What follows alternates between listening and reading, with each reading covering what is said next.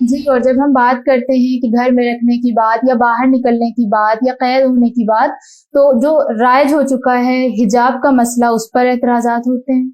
بہت سی چیزوں پر اعتراضات ہوتے ہیں بغیر اس کے فلسفے کو سمجھے ہوئے۔ جی میں آپ سے یہی سوال کرنا چاہتی ہوں کہ کیا اسلام نے عورت کے حجاب سے ریلیٹڈ کوئی فکس ڈریس بتایا ہے یا کوئی پیرامیٹر بتایا ہے؟ بہت ہی اچھا سوال ہے، اور بارہا اس کی علماء نے وضاحت کی ہے، اور اس حقیر کو بھی موقع ملا ہے تو میں پھر انہی کی قرآن و حدیث اور علماء کے بیانات کی روشنی میں آپ کے سامنے عرض کروں کہ اسلام اصل میں جو اس کا مزاج ہے، اسلام اصول سے، پرنسپل سے گفتگو کرتا ہے۔ قرآن مجید نے عورتوں کے لباس کے حوالے سے جو باتیں کی ہیں تو قرآن مجید نے کوئی فکس لباس کا نام نہیں لی، جی بلکہ اگر قرآن مجید میں بعض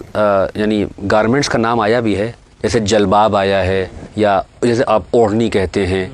یا اور بھی باتیں آئی ہیں، میں آپ کے سامنے ایک آیت پیش کروں تاکہ ہمارے ناظرین کے سامنے ایک مدلل بات بھی ہو جائے کہ آپ دیکھیں کہ قرآن مجید نے جب سورہ نور کی یہ جو آیت ہے،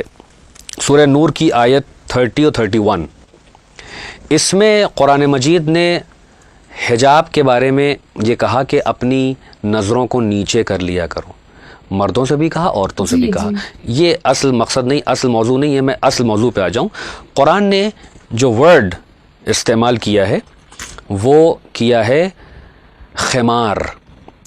یعنی خمر، جس کا پلیورل ہے خمار، اور یہ آیا اس میں کہ جو قرآن کی آیت ہے کہ وَلَيَضْرِبْنَ بِخُمُرِهِنَّ عَلَى جُيُوبِهِنَّ، تو یہاں پہ قرآن کہہ رہا ہے کہ دیکھیے خمار کا ورڈ یوز کیا، یہ ایک بہت بڑی سی چادر ہوتی ہے، یا ہیڈ سکارف کہہ لیں آپ، ایک بڑا سا ویل ہوتا ہے، اور جیوب جو ہے وہ پلیورل ہے جیب کا، تو جیب کہتے ہیں شرٹ کے کالر کو۔ تو عرب میں عورتیں جو لباس پہنتی تھیں ان کے جو شرٹ ہوتی تھی وہ کالر اس کا اتنا کھلا ہوا ہوتا تھا کہ وہ ان کی خوبصورتی کو ظاہر کرتا تھا اور ان کو تھوڑا سا بیئر کر دیتا تھا۔ قرآن نے کہا کہ اس کے اوپر ایک ایسی اوڑھنی ڈالو کہ جو تمہارے اس چیز کو بالکل چھپا لے۔ اب ویسٹ کا پروپیگینڈا کیا ہے کہ ان کو بلیک ٹینٹ میں قید کر دیا ہے اور کالی چادر میں بند کر دیا ہے اور بالکل آزادی کے خلاف باتیں ہیں۔ بہرحال یہ اس وقت پورا طویل موضوع ہے یہ کہ آپ نے آزادی سمجھا کسے ہے۔ اصل میں اسلام نے عورت کو کسی ڈریس کے اندر قید نہیں کیا ہے، بلکہ اسلام نے اس کے وجود کی حفاظت اور اس کی خوبصورتی کے لیے ایک پیرامیٹر بتایا ہے کہ عورت کی جو فزیکل ساخت ہے اس اعتبار سے اس کو کن چیزوں کو چھپانا ہے نامحرم افراد سے، تاکہ وہ نامحرم افراد اس عورت کی وجہ سے برائی کا شکار نہ ہوں اور یہ عورت بھی ان کے شر اور برائی سے محفوظ رہے۔ خود عورت کا جو وجود ہے وہ اسلام کی نگاہ میں بڑا محترم ہے، لہذا اس وجود کی عزت اور اس کا حق یہ ہے کہ ہر ایک کے سامنے اس کی زینت ظاہر نہ ہونے پائے، بلکہ جو اس کی زینت کا مستحق ہے یعنی اس کا محرم، یعنی خاص طور پہ شوہر اور ماں باپ کے سامنے بھی جو اس کے محارم ہیں، وہ ایک حد تک یہ زینت یعنی اب سر کے بال چھپانے ہیں اور انسان کو روپٹہ لینا ہے اور قاعدے سے بیٹھنا ہے۔ شوہر کا معاملہ اور ڈیفرنٹ ہو جاتا ہے۔ تو عورت کو اس لیے حجاب میں رکھا ہے تاکہ اس حجاب سے سماج کی بھی حفاظت ہو کہ وہاں پر امورالٹی نہ پھیلے، بے حیائی نہ پھیلے، وہ لوگ کہ جن کے دلوں میں خرابیاں ہیں، گندگیاں ہیں، ان کو بڑھاوا نہ ملے، اس عورت کے وجود کو ایک عظمت مل جائے، اس کا وجود فزیکلی بھی پروٹیکٹڈ ہو جائے۔ اسے ٹینٹ نہیں کہتے ہیں، اسے اسلامی حصار کہتے ہیں، تاکہ جو نامحرم ہیں، جو اس حصار کے لائق نہیں ہیں، وہ دور رہیں اور عورت کی موڈیسٹی بھی باقی رہے۔ ورنہ اگر یہ کوئی ٹینٹ ہوتا یا کوئی قید ہوتی تو پھر اسلام کبھی نہ کہتا کہ اس کو اوڑھ کے جا کے بزنس بھی کر سکتی ہو، تم پلین بھی چلا سکتی ہو، تم کار بھی چلا سکتی ہو، تم بزنس بھی کر سکتی ہو، گورنمنٹ آفس میں جاب بھی کر سکتی ہو۔ اگر حجاب جو ہے وہ کوئی ٹینٹ ہوتا اور عورتوں کو گھروں کے اندر قید کرنے کا انسٹرومنٹ ہوتا تو عورتوں کی آزادی پر بہت بڑا حرف آتا، لیکن اسلام نے اس حجاب کو اتنا خوبصورت بنایا ہے کہ اس کے ساتھ تم سارے کام کر سکتی ہو مگر اپنی موڈیسٹی کا خیال رکھو۔ گزارش کرتی ہوں کہ مقصد حجاب اور موڈیسٹی کے حوالے سے آپ کچھ بتائیں۔ اصل میں بہت اچھا، دیکھیے اعتراض جو ہوتا ہے وہ بغیر فلسفے کو سمجھے ہوئے ہوتا ہے۔ میں اس کی مثال دوں کہ مان لیجیے دو سماج ہیں، ایک سوسائٹی اے ہے، ایک سوسائٹی بی ہے۔ ایک جگہ پر for the sake of argument ہم یہ سمجھ لیں کہ وہاں پر کسی طرح کا کوئی حجاب نہیں ہے،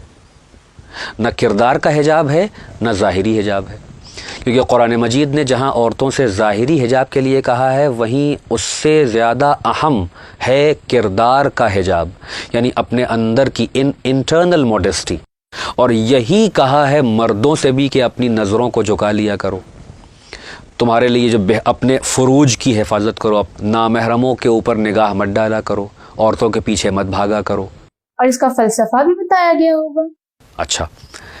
فلسفہ کیا ہے؟ ایک وہ سماج ہے جہاں عورت کو بظاہر مکمل آزادی، جبکہ ایبسلیوٹ فریڈم ایک دھوکہ ہے اور کچھ نہیں ہے۔ دنیا کا کوئی انسان ایبسلیوٹلی فری نہیں ہو سکتا، بے شک بے شک۔ وہ اتنا ہی فری ہوگا جتنا اس کا وجود اس کا متحمل ہو سکے، برداشت کر سکے۔ مکمل آزادی کسی کو حاصل ہی نہیں ہوتی ہے، ہر جگہ کچھ نہ کچھ قید ہیں، کچھ پابندیاں ہیں، خود آپ کے وجود میں پابندیاں ہیں۔ ایسا سماج کہ جہاں عورتیں مکمل طور پر آزاد ہیں، کپڑوں کے پہننے میں آزاد ہیں، جیسے چاہیں پہنیں، جتنا چاہیں پہنیں، جس طرح جسم کو ڈھانکیں، چھپائیں، جو چاہیں کریں، ہر جگہ آنے جانے کی آزادی ہے۔ ایک یہ سماج ہے، یہاں پر ایسی عورتیں جو خود حسن بھی رکھتی ہوں، ان کے جو ان کا جسم ہے وہ بھی غیر مردوں کے لیے بہت خطرناک اپیل رکھتا ہے، ایسی عورتیں جب کھلے عام ٹہلیں گی اور اپنے جسم کو نہیں چھپائیں گی بلکہ اور عریاں کریں گی، اور یہ ہر جگہ جا رہی ہیں، آ رہی ہیں، 50 لوگ ان کے پیچھے دیوانے ہو رہے ہیں، لوگوں کے ساتھ اٹھ بیٹھ رہی ہیں، جس سے چاہیں جیسے چاہیں تعلقات نبھا لیں۔ اچھا، ایک اس میں کلوز ماشاءاللہ یہ جوڑ دیا گیا کہ اگر وہ اگر اجازت دے تو آپ اس کے ساتھ رشتہ قائم کر سکتے ہیں عارضی طور پر۔ تو فریڈم کے نام پر آپ نے عورت کو ایک ٹوائے ہی تو بنا دیا، مردوں کے پلیجر کا،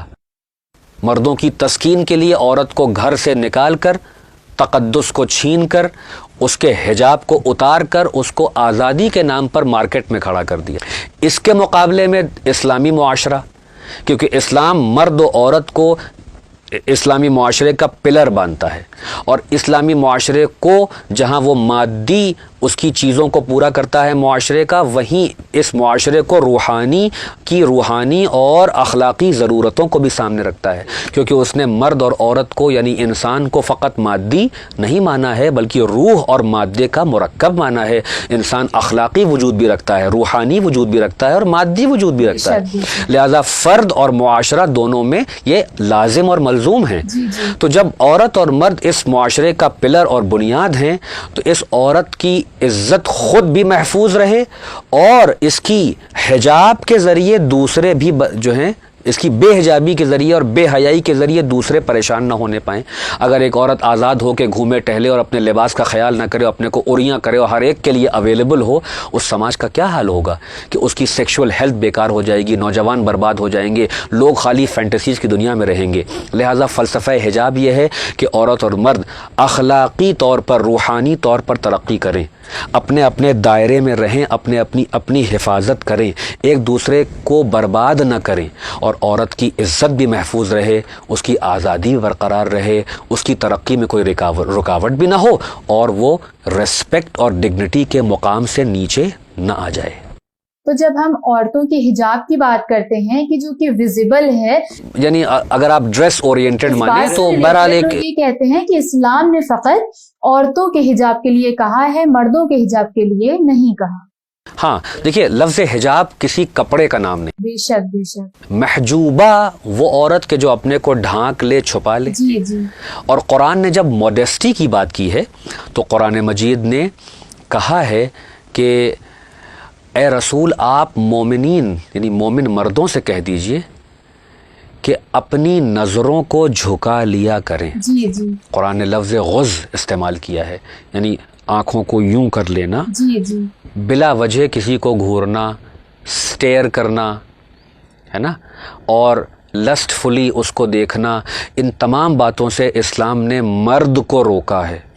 اور اسلام نے ایک سوشل حجاب بھی بتایا ہے. وہ کیا؟ قرآن نے رسول خدا کی ازواج کو تنبیہ کر کے تمام امت کی عورتوں کو ایک میسج دیا, ایک پیغام دیا ہے کہ دیکھو جب دروازے پہ کوئی آیا کرے تو اس سے لگی لپٹی گفتگو مت کیا کرو,